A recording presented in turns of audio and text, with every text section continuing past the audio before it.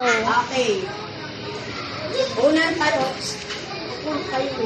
Okay. Anong festival ay pinagdiriwang sa Baguio?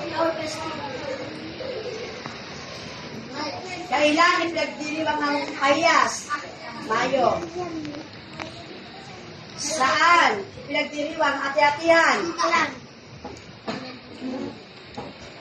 Okay, next. Ano ang kahulugan ng ha sa hamakan? Correct. Next.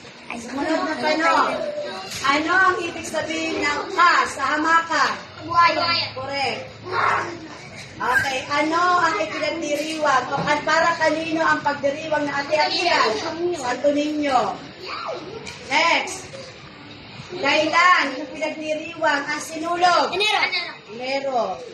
Okay, last question. Pag siya nagkaganakan, panalo na si Kuya Daniel.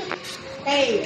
Ano ang dahilan bakit ipinagdiriwang ang Pahiyas? Para Para pasasalamat sa mga nakatanim niyang palay. Okay, masaganang ani, nauna siya. Next. Tanong, anong festival ang ipinagdiriwang sa Angono? Agantes Festival! Okay, nauna si Robby. Next. Ano ang festival na ipinagdiriwang sa Lukban, Quezon?